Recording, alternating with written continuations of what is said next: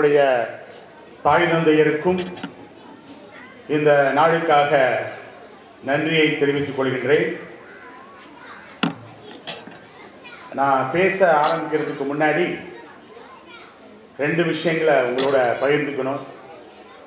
ஒன்று ரீசெண்டாக ஓரியூருக்கு ஒரு பெரிய ஃபங்க்ஷனுக்கு வந்தப்போ என்னுடைய நிர்வாகத்தினுடைய 40th இயர் செலிப்ரேட் பண்ண போகிறதுனால அகில உலகத்திலிருந்து என்னுடைய நண்பர்கள் வரப்போகிறாங்க. அவங்களுக்காக நான் பிறந்து வளர்ந்த இடத்தையெல்லாம் ஒரு பைட்ஸ் எடுக்கணுங்கிறதுக்காகத்தான் அவங்க தலைமை ஆசிரியர் அவங்கள்ட்ட சொல்லிவிட்டு இந்த ஸ்கூலுக்கு வந்தேன் ஒரு 2-3 வாரங்களுக்கு முன்னால். அப்போ அவங்க என்னை ரிக்வெஸ்ட் பண்ணாங்க, எங்களுடைய ஆண்டு விழா வருது, இது வரைக்கும் நான் வந்ததில்லை, ரொம்ப வருஷம் ஆச்சு, நீங்கள் கண்டிப்பாக வரணும்னு சொன்னாங்க. அவங்களுக்காக தான், இங்கே இருக்கக்கூடிய அருட் சகோதரிகளுக்காகவும் இங்கே இருக்கக்கூடிய டீச்சர்ஸ்க்காகவும் தான் நான் அவ்வளோ தூரம் ட்ராவல் பண்ணி, இன்ஃபேக்ட் இன்றைக்கி சாயந்தரம் சென்ட் ஜோசப்ஸ் காலேஜில் தான் நான் படித்தேன். அது 180வது ஆண்டு விழா ஒரு பெரிய லெவலில் இருக்குது. அதுக்கு நான் சீஃப் கெஸ்ட்டாக போகணும். இருந்தாலும் நேற்று நைட்டு 12 மணிக்கு காரைக்குடி ரீச் ஆகி இன்றைக்கி காலையில் என்னுடைய பள்ளியில் உங்களோட கலந்துக்கிறது எனக்கு ரொம்ப மகிழ்ச்சி. அதனால் இங்கே குழந்தைங்க ரொம்ப அருமையாக ஆடினாங்க. லாஸ்ட் டைம் வரும்போது டீச்சர்கிட்ட சொன்னேன், நான் ஒரு 5 lakhs கொடுக்குறேன் சிஸ்டர், நீங்கள் அதை டெபாசிட் பண்ணி வருஷம் இந்த மாதிரி ஆண்டு விழா பண்ணும்போது கலை நிகழ்ச்சிகளையும் சரி, படிப்புலையும் சரி, விளையாட்டுலையும் சரி, இந்த துறைகளில் சிறப்பாக வழங்கக்கூடிய குழந்தைங்களுக்கு நீங்கள் கண்டிப்பாக நல்ல பரிசு வழங்கணும், தேவைப்பட்டால் கேஷ் அவார்டே கொடுங்க, ஏன்னா இங்கே இருக்கக்கூடிய மக்களுக்கு ரொம்ப யூஸ்ஃபுல்லாக இருக்குன்னு சொன்னேன். அந்த வகையில் அந்த 5 lakhs தலைமை ஆசிரியரிடமும் அங்கே இருக்கக்கூடிய அருள் சகோதரிகளும் கொடுப்பதில் எனக்கு ரொம்ப மகிழ்ச்சி.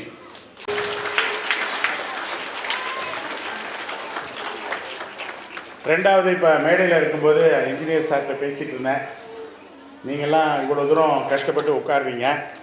நான் சொன்னேன், அடுத்த ஆண்டு விழாக்குள்ளே இந்த இடத்துல ஒரு பெரிய ஷெட்டு போட்டு அதில் நல்லா ஃபேனை ஃபிட் பண்ணி, ஏன்னா பாவம் வெயிலில் இதில் உட்காருவீங்க. அதுவும் நம்ம ஊரில் இந்த வெயிலில் காத்தாடிலாம் இல்லாமல் இருக்க முடியாது. அதனால் அவங்க சிவில் இன்ஜினியர் அவங்க நண்பர்கிட்ட சொன்னேன், நிச்சயமாக அதுக்குரிய பட்ஜெட் அனுப்பி அடுத்த ஆண்டு சிஸ்டர் நீங்கள் ஒரு ஷெட்டில் தான் பண்ணணும். சரிங்க சார். அது மட்டும் இல்லாமல் ஒரு ஜென்ரேட்டர் வாங்கி கொடுத்துட்றேன். Thank you sir, thank you so much. ஆனால் அந்த கரண்ட்டுக்குரிய செலவு மட்டும் நீங்கள் பார்த்துக்கிட்டீங்க. எனிவே, இந்த நாளுக்கு நான் ரொம்ப மகிழ்ச்சி அடைகிறேன். ஏன்னா சிஸ்டர் தலைமை ஆசிரியருக்கும் அரு சகோதரிகளுக்கும் டீச்சர்ஸ்க்கும் இங்கே இருக்கக்கூடிய பேரண்ட்ஸுக்கும் இந்த அருமையான குழந்தைங்களுக்கும் என்னுடைய அன்பான வணக்கத்தை தெரிவிச்சுக்கிறேன். ஏன்னா இந்த இடத்துல தான், இதே மரத்தில் தான் தொங்கி விளையாண்டுருக்கேன். அப்போ நான் படிக்கும்போது இங்கே ஸ்கூலு கூரை கட்டிடம் தான். அந்த கூரை கட்டிடம் எரிஞ்சு போச்சு. அதனால் எங்கள் அம்மா இந்த ஸ்கூலுக்காக நிறையா செய்வாங்க. எனக்கு நல்லா ஞாபகம் இருக்குது, அப்போல்லாம் சிஸ்டர்ஸ் ராம்நகர்லேருந்து வண்டியில் வரணும், வந்துட்டு போவாங்க. பெர்மனெண்ட்டாக இங்கே மடம் கிடையாது. அதுக்கப்புறம் தான் இங்கே வந்தாங்க. அப்படி எரிஞ்ச பிற்பாடு எங்கள் அம்மா தான் இந்த ஸ்கூலுக்கு ஆஸ்பெஸ்டஸ் ஷீட்டு போட்டு கொடுத்தாங்க அந்த காலத்தில். ஏன்னா எங்கள் அம்மா பெத்தாலாட்சி ஸ்கூலில் ஒரு நார்மல் டீச்சர் தான். 35 வருஷம் பெத்தாலாட்சி பெண்கள் உயர்நிலை நகரத்தார் ஸ்கூல்னு சொல்லுவாங்க. அதில் அம்மா டீச்சராக இருந்தாங்க. அப்பா பக்கத்தில் இருக்க கோர்ட்டில், அப்போ இங்கே கோர்ட் இருக்கும், அதுக்கப்புறம் ராம்நகரில் மாற்றிட்டாங்க. அந்த கோர்ட்டில் ஒரு ஆர்டினரி கிளர்க், அப்போ அமீனான்னு சொல்லுவாங்க. அப்படிப்பட்ட ஒரு குடும்பத்தில் தான் நான் பிறந்தேன். அது மட்டும் இல்லாமல் எங்கள் குடும்பம் பெரிய குடும்பம். எப்படின்னா எங்கள் அப்பாவுக்கு 12 குழந்தைங்க. 12 குழந்தைங்களில் 3 குழந்தைங்க இறந்து போச்சு. அதில் நான் 8வது குழந்தையாக பிறந்தேன். ஆனால் எங்கள் அம்மா அடிக்கடி என்கிட்ட சொல்கிற ஒரே வார்த்தை, என் வயிற்றில் எப்படா தப்பி பிறந்தேன்னு சொல்லுவாங்க. அதுக்கு இப்போ தான் அர்த்தம் புரியுதுன்னு நினைக்கிறேன். ஏன்னா எங்கள் வீட்டில் பார்த்தீங்கன்னா என் பிரதர்ஸு சிஸ்டர்ஸு, எனக்கு 5 சிஸ்டர்ஸ் 4 பிரதர்ஸு, எல்லாருமே சூப்பராக பிரமாதமாக படிப்பாங்க. ஏன்னா எங்கள் அம்மா அந்த காலத்தில் பிரசிடென்சி ஃபஸ்ட்டு வாங்கினவங்க. எனக்கு என்னமோ ஆரம்பத்திலிருந்தே கொஞ்சம் சுட்டித்தனம், விளையாட்டுத்தனம். இங்கே சில இது நகரத்தார், அதாவது செட்டில் விட்டு மாணவர்கள் இங்கே படித்தாங்க. அவங்களுக்கெல்லாம் பணம் அதிகமாக இருக்கிறதுனால படிப்பை விட விளையாட்டில் தான் ரொம்ப இன்ட்ரெஸ்ட்டு. அந்த வகையில் அந்த மாணவர்களுடைய தொடர்பு கிடைச்சதுனால பாதி நாள் நான் ஸ்கூலுக்கு வர்றதே இல்லை. இங்கே ஒரு ஜோல்னா பையை போட்டுக்கிட்டு அப்படியே ஆற்றுப்பாலத்து பக்கத்தில் போயிட்டு ஆற்றுப்பாலத்துக்கு கீழே காசு வச்சு கோலி குண்டு விளையாடுறது. பசங்களுக்கும் எனக்கும் அடிக்கடி தகராறு வரும். அதில் இரத்த காயங்கள்லாம் வந்தது உண்டு.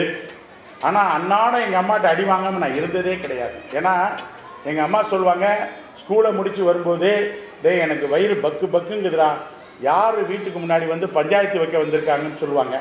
ஏன்னா என்னால் சும்மாவே இருக்க முடியாது. அதனால் இந்த தெருக்கள்லையும் இந்த ஏரியாவிலலாம் நான் வரும்பொழுது எனக்கு ரொம்ப எமோஷனாக இருக்கும். ஏன்னா இந்த பக்கத்தில் இருக்க பிஎல்பி லைனில் தான் நாங்கள் இருந்தோம். எனக்கு இன்னும் ஞாபகம் இருக்குது, 25 ரூபா வாடகை வீடு தான். அங்கே தங்குறதுக்கெல்லாம் அறையெல்லாம் கிடையாது. சிஸ்டர்ஸு பிரதர்ஸோட ஒரு பாயை போட்டு மொத்தமாக தான் படுக்கணும். தண்ணி கிடையாது. நான் நல்லா வேலை செய்வேன், படிக்க மாட்டேன்னு தெரிஞ்சு எங்கள் அம்மா கொலையாடிக்கு அனுப்பி எவ்ரிடே ஒரு 10 குடமாவது என்னை சுமக்க வச்சுருவாங்க. அந்த வேலையாவது உருப்படியாக செய்யலான்னு சொல்லி இவனுங்கெல்லாம் என் பிரதர்ஸ்லாம் ஜாலியாக படிப்பானுங்க. எனக்கு மட்டும்தான் வீடு துடைக்கிற வேலை, இந்த குடத்தில் தண்ணி பிடிக்கிற வேலை. பிரச்சனைன்னு வந்தால் நம்ம தான் போய் நிற்கிறது. இப்படியெல்லாம் எங்கள் அம்மா வந்து ஒரு என்னை வந்து என்னடா இப்படி இருக்க அப்படிங்கிற மாதிரி ரொம்ப வருத்தமான ஒரு சூழ்நிலை. இந்த தெருக்கள் மூலமாக தான் வந்து அந்த பக்கம் ஸ்கூல் இருந்தது, அங்கேயும் இருந்தது, இங்கே இருந்தது. எனக்கு நல்லா ஞாபகம் இருக்குது. இதே ரோட்டில் என்னுடைய பள்ளி நண்பன் ராபர்ட்டுன்னு இருந்தான், ஆல்பர்ட்டுன்னு இருந்தான். அவனோட இதே வளாகத்தில் சண்டை. அப்போ வந்து நம்ம எடுத்த உடனே பேச்சுவார்த்தையெல்லாம் கிடையாது. கல் எடுக்கிறது, அடிக்கிறது, பல்ல உடைக்கிறது. அதனால் ஒரு பல்ல உடைச்சிட்டேன். உடைச்ச உடனே அப்போ இருந்த தலைமை ஆசிரியர் ஒன்றுமே பண்ணல. அப்போல்லாம் பனிஷ்மெண்ட் என்னென்னா அசம்பிளிக்கு முன்னாடி வச்சு அடிக்கிறது. அப்போ தான் மானம் போயாவது ஒழுங்காக இருப்பேன்னு சொல்லிவிட்டு, அப்போ பசங்க நிறையா இருந்தாங்க. எனக்கு தெரிஞ்சு 800 பேர் இருப்பாங்கன்னு நினைக்கிறேன். அப்போ அந்த பக்கத்தில் இருக்க பில்டிங்கில் அசம்பிளியில் என்னை முன்னாடி முழங்கால் போட வச்சு, எனக்கு இன்னும் ஞாபகம் இருக்குது, முருங்கைக்காய் வரிசையாக பறித்து கொடுத்தாங்க. பலார்னு முதுகில். அது இப்போல்லாம் அப்படி எப்படின்னு கேட்டிங்கன்னா சட்டையை அவுத்துறணும். இப்போல்லாம் குழந்தைங்க ஏதாவது இவங்க டீச்சர் பண்ணால் நீங்கள் நேராக போலீஸ் ஸ்டேஷன் போயிடுவீங்க. ஆனால் எனக்கு என்னமோ அவங்கெல்லாம் இந்த மாதிரி அடித்ததுனால தான் இப்படி உங்கள் முன்னாடி நிற்கிறேன்னு நினைக்கிறேன். ஏன்னா அதில் வந்து நிறைய பேருக்கு கருத்து வேறுபாடு உண்டு. அடித்தாதான் வளரணுமான்னு தெரியல. மேபி அந்த காலகட்டத்தில் எங்களை மாதிரி ஆளுங்களை உதச்சி வளைக்கலைன்னா இந்த மாதிரி இருந்திருக்க மாட்டோம்னு நினைக்கிறேன். அட்லீஸ்ட் அடி வாங்குறதுக்காக பயம் இருக்குமே. ஸோ அடித்தவொடனே எனக்கு ரொம்ப பாலமாக ஆயிடுச்சு. எங்கள் அப்பா வந்து சண்டை போட்டாங்க. அதுக்கப்புறம் ஸ்கூல் மாற்றினாங்க. அதுக்கப்புறம் என்னாச்சுன்னா ஒவ்வொரு ஸ்கூல்லையும் ஏதாவது ஒரு பிரச்சனை, அடிதடி. இப்போ நம்ப மாட்டீங்க, நம்ம ஊரில் அந்த சமயத்தில் 6 ஸ்கூல் தான். 6 ஸ்கூல்லேருந்து என்னை வெளியேற்றிட்டாங்க. ஏன்னா இது சரிப்பட்டு வரமாட்டேடான்னு. ஒன்று டீச்சர் அடிக்கிறது, இல்லை பசங்களை அடிக்கிறது, ஏதாவது ஒன்று பண்ணிகிட்டு இருப்பேன். கடைசியில் எங்கள் அம்மா நொந்து வெந்து போயிட்டாங்க. அப்போ எங்கள் அப்பா இங்கே அமீனாவாக இருந்ததுனால, அம்மா இவனுக்கு சரியாக படிப்பு வராது, என் வேலையாவது நம்ம கொடுக்குறேன் அப்படிங்கிற மாதிரிலாம் பேசுவார். அந்த நேரத்தில் தான் எங்கள் அம்மா டிசைட் பண்ணாங்க. எங்கள் அம்மாவுக்கு ஒன்று தான், நீங்களாம் இப்போ பேரண்ட்ஸ் பாருங்கள், எவ்வளோ கஷ்டப்பட்டாலும் இந்த கல்வியை கொடுக்கணுங்கிறதுக்காக உங்கள் உயிரை கொடுக்குறீங்க பார்த்தீங்களா, அதனால தான் நீங்கள் அவங்க குழந்தைங்க பெரிய லெவலில் வருவாங்க. ஏன்னா அது மாதிரி எங்கள் அம்மா கொஞ்சம் ஒரு நிமிஷம் யோசித்திருந்தா இவன் இந்த வேலை. ஏன்னா இப்போயாவது உங்களுக்கு ஒரு 2 குழந்தைங்க, 2 குழந்தைங்களும் கண்டிப்பாக காப்பாற்றணும், பெரிய லெவலில் கொண்டு வரணுங்கிற ஒரு கட்டாயம். அப்போ தான் எங்களுக்கு ஆல்டர்னேட்டிவ்ஸ் நிறையா இருந்தது. 1 விட்டால் 1, 9 இல்லை. அப்போ என்னையை கைவிட்டுருக்கலாம். சரி இவன் இதுக்கு தான் வீட்டு வேலைக்கு வச்சுக்கலாம், இல்லை பக்கத்தில் எங்கேயாவது வேலைக்கு அனுப்பலை. இப்போ நமக்கு அப்போ விவரம் தெரியாது. ஆனால் எங்கள் அம்மா என்னை விடலை. டேய் நீ படிக்கணும்டா, படித்தாதான்டா வாழ்க்கையில் முன்னேற முடியும்னு சொல்லி என்னை திண்டுக்கல் சென்ட் மேரிஸில் விட்டாங்க. அப்புறம் சென்ட் மேரிஸில் தான் அங்கே ஜெசூட் ஃபாதர்ஸ் என்னை மாற்றினாங்க. அதுக்கப்புறம் என்னுடைய வாழ்க்கை மாறிப்போச்சு. எதுக்கு நான் இதை சொல்ல வரேன்னா, இந்த காலத்தில் குழந்தைங்களுக்கு வந்து ரொம்ப சுட்டித்தனமாக வேகமாக இருக்கும்போது அதை பற்றி கவலைப்படாதீங்க. ஏன்னா எல்லாருமே உடனே என்னடா நீ படிக்க மாட்டேங்கிறேன். நான் 3 விஷயத்தை தான் உங்களுக்கு சொல்ல விரும்புகிறேன். ஒன்று என்னன்னு கேட்டிங்கன்னா, ஜெயிக்கணும், விளையாட்டுலையும் சரி படிப்புலையும் சரி ஜெயிக்கணுங்கிறத வெறியை விட அதில் வந்து ஆர்வத்தோடு பங்கெடுக்க வைங்க. குழந்தைங்கிட்ட போயிட்டு நீங்கள் ஜெயிச்சுட்டு வரணும், முடிச்சுட்டு வரணும்னு சொல்லாதீங்க. நீ எந்த ஒரு விளையாட்டாக இருக்கட்டும், இந்த மாதிரி கலை நிகழ்ச்சியாக இருக்கட்டும், படிப்பாக இருக்கட்டும், நீ முழு ஆர்வத்தோட பங்கெடு அப்படின்னு சொல்லுங்கள். அது போதும். ஜெயிக்கணும் வளர்க்காதீங்க. ஜெயிக்கணும் வளர்க்குற குழந்தைங்கள ஒரு தாழ்மை மனப்பான உருவாயிடும். நான் பார்த்துருக்கேன். அதனால் எப்போதுமே நீ முழு ஆர்வத்தோட முழு மனதோட எந்த ஒரு காரியத்தை சொல்ல, சின்னதாக இருக்கட்டும் பெருசாக இருக்கட்டும், குழந்தைங்கிட்ட சொல்லுங்கள். எந்த ஒரு காரியமாக இருந்தாலும் முழு மனதோடு பார்ட்டிசிபேட் பண்ணுங்க. அதை விட நான் பேரண்ட்ஸ்க்கு சொல்கிறது என்னென்ன தெரியுமா, குழந்தைங்களை குழந்தைங்களுடைய ஆரம்பத்திலேருந்து குணத்தை பார்த்து வளங்க. மதிப்பெண்களை எடுக்க சொல்லி வளர்க்காதீங்க. காரணம் என்ன தெரியுமா? இந்த காலத்தில் மதிப்பெண்கள் எடுத்த எல்லா குழந்தைங்களும் ஜெயிச்சது கிடையாது. ஆனால் குணத்தோடு வளர்ந்த குழந்தைகள் இன்னைக்கு பெரிய இடத்துல இருக்காங்க. அதனால தான் இன்றைக்கும் இவ்வளவு பெரிய லெவலில் நான் பிஸ்னஸ் பண்ணால் கூட என்கிட்ட இப்போ இந்தியாவில் 6000 பேருக்கு மேலே வேலை செய்கிறாங்க, நேரடியாக வேலை செய்கிறாங்க. நேரடியாக இல்லாமல் ஒரு 10,000 பேருக்கு மேலே வேலை செய்கிறான்னு வச்சுக்கோங்க. ஒரு சாதாரண குடும்பத்தில் போயிட்டு ஜெயிக்கிறதுங்கிறது ரொம்ப கஷ்டம். அதுக்கு எவ்வளோ விலை கொடுத்துருக்கேன்னு வச்சுக்கோங்க, சாக்ரிஃபைஸ் பண்ணியிருக்கேன்னு வச்சுக்கோங்க. அப்படி வளரணும்னு சொன்னால் நம்ம எங்கள் அம்மா வெறும் மதிப்பெண்களை மட்டும் பார்க்கல, குணத்தை பார்த்தாங்க. குணத்தை பார்த்து தான் எல்லாரையும் வளர்த்தாங்க. ஸோ குழந்தைகளுடைய, ஏன்னா இன்றைக்கி மீடியா ரொம்ப அதிகமாக இருக்குது, வாட்ஸ்அப்பு அது இதுன்னு சொல்லி நீங்கள் குழந்தைகளை குணத்தை பார்த்து வளர்க்கணும். அதை விட நாங்கள் இருந்த காலத்தை விட இந்த காலத்தில் சவால்கள் அதிகம், சேலஞ்சஸ் அதிகம். ஆனால் அந்த சவால்களை நம்ம வாழ்க்கையில் முன்னேறதுக்கு தான் வருதுன்னு சொல்லி குழந்தைகளை நம்ம வளர்க்கணும். ஏன்னா சவால்களை பார்த்து நம்ம குழந்தைங்க பயந்துச்சுன்னா பின்னாளில் அந்த குழந்தைங்க சரிவர வளர்றது இல்லை. ஆக வரக்கூடிய சவால்களை எப்படி எடுக்கணுங்கிறது ரொம்ப முக்கியம். அதை விட நான் என்ன சொல்கிறேன்னா, நான் சொன்ன மாதிரி நான் சின்ன பிள்ளையில் என்னுடைய சேர்க்கை சரியில்லை. அது மாதிரி குழந்தைகள் இன்றைக்கி அவருடைய நண்பர்களை சரி யாராக இருந்தாலும் ப்ராப்பராக தேர்ந்தெடுக்கணும். ஏன்னா ஒரு மலைத்துளி மேலேருந்து வந்தால் அவங்களுக்கு தெரியும், அது ஆற்றுல பட்டால் அருமையான குடிநீராக மாறுது. அதே ஒரு ஹாட் ஃபர்னஸ், அதாவது இந்த மாதிரி வெயிலில் பட்டுச்சுன்னா இடம் தெரியாமல் போயிடுது அந்த துளி. அதே துளி சாக்கடையில் விழுந்துச்சுன்னு வச்சுக்கோங்க, அது அசுத்தமான நீராக மாறுது. ஆனால் அதே துளி ஒரு அழகான இலையில் படும்போது பேர்ல் மாதிரி முத்து மாதிரி தெரியுது. அதே தண்ணி ஒரு முத்துச்சுக்குள்ளே போகும்போது ஒரு முத்தாக மாறுது. அப்படின்னா என்ன அர்த்தம்? அது அசோசியேஷன். நாம் யாரோடு எங்கு சார்ந்திருக்கின்றோமோ அங்கு தான் நம்முடைய வளர்ச்சியும் முனைப்பும் இருக்கும். நான் ஒன்றே ஒன்று உங்களுக்கு சொல்லிக்கிறேன், நீங்கள் உங்கள் குழந்தைங்களை இப்படிப்பட்ட ஒரு பள்ளியில் விடுறது இது பெஸ்ட் அசோசியேஷன். அதாவது எப்படி ஒரு நீர்த்துளி ஆற்றுல விழுந்தால் எத்தனை பேருக்கு பயனுள்ளதாக இருக்குது, அது மாதிரி இங்கே இருக்கக்கூடிய நம்முடைய அருட்சகோதரிகளும் ஆசிரியர்களும் மற்ற பள்ளிகளை விட அதிகமாக தியாகம் பண்ண வேண்டியது இருக்குது. ஏன்னா இந்த மாதிரி 5 வயது குழந்தைகளுக்கு டீச் பண்ணுறதுங்கிறது ரொம்ப கஷ்டம். நம்ம எல்லாருக்கும் டீச் பண்ணிடலாம், ஆனால் இவங்களுடைய டெடிக்கேஷன்லாம் வராது. இங்கே இருக்கக்கூடிய சிஸ்டர்ஸ்லாம் என்னை அப்போல்லாம் தட்டி கொடுத்து வளர்க்கலைன்னு வச்சுக்கோங்க, நான் எப்படி இருந்திருப்பேன்? ஆக அவர்களை பார்த்து நாங்கள் வளர்ந்தோம். ஆக இந்த மாதிரி ஒரு அற்புதமான பள்ளியில் இந்த மாணவர் மாணவிகளுக்கு ஒரு வாய்ப்பு கிடைச்சிருக்குன்னா நிச்சயம் நீங்கள்லாம் கொடுத்து வைத்தவர்கள். ஏன்னா இங்கே ஒன்று தான் எல்லா ஸ்கூலும் இருக்கும். நான் எந்த ஸ்கூல்லையும் மதிப்பீடு குறைச்சா நான் பண்ண முடியாது. ஆனால் இந்த மாதிரி பள்ளிகளில் நிச்சயமாக அந்த ஒழுக்கம், இன்னைக்கு யாருக்கு வாழ்க்கையில் ஒழுக்கம் இருக்கோங்க, டிசிப்ளின் இருக்கோங்க, அவங்களுடைய உயர்வை நீங்கள் தடுக்கவே முடியாது. அந்த ஒழுக்கமும் அந்த டிசிப்ளினும் இப்படிப்பட்ட பள்ளிகளில் அருள் சகோதரிகளால் கண்டிப்பாக கிடைக்குங்கிறது எனக்கு நம்பிக்கை இருக்குது. அதற்கு நான் ஒரு உதாரணமாக சொல்லிக்க ஆசைப்படுறேன். கடைசியாக இப்போ நான் நிறைய இடங்களில் பேசுவேன்.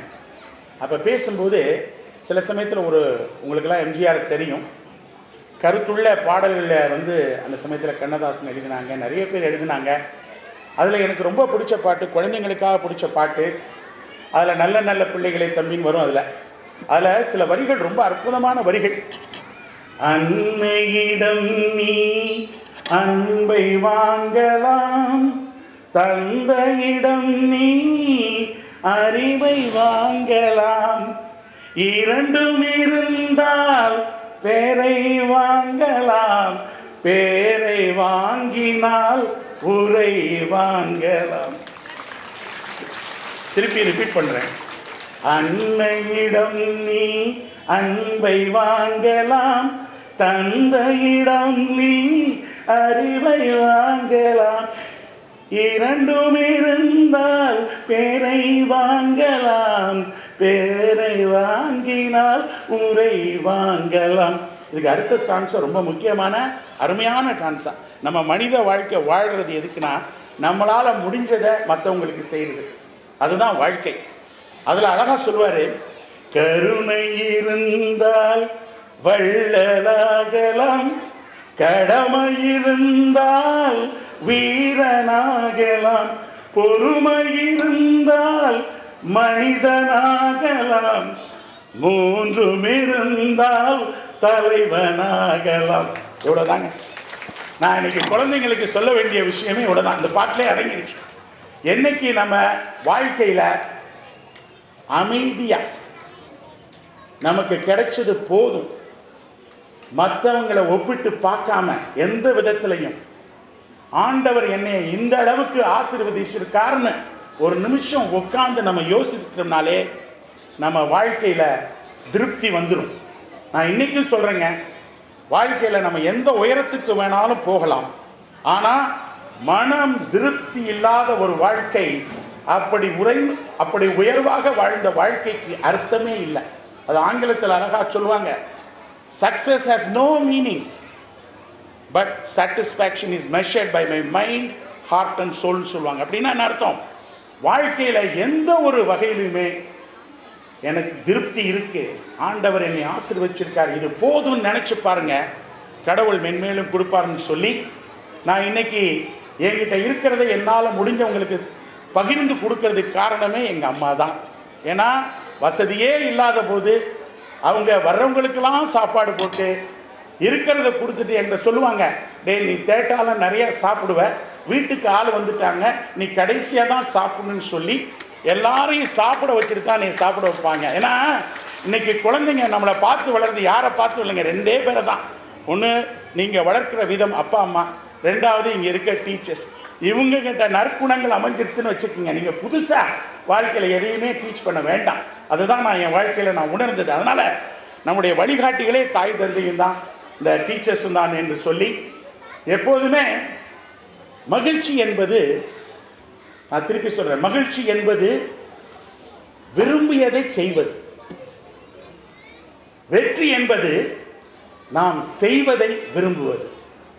வாழ்க்கையில் எந்த ஒரு விஷயத்தையும் நம்ம ஆழமாக விரும்பி என்ஜாய் பண்ணி செஞ்சோன்னு வச்சுக்கோங்க, நிச்சயமாக நம்ம வாழ்க்கையில் பெரிய வெற்றி கிடைக்கும் என்று சொல்லி வாய்ப்புக்கு நன்றி தெரிவிச்சுக்கிறேன். நன்றி.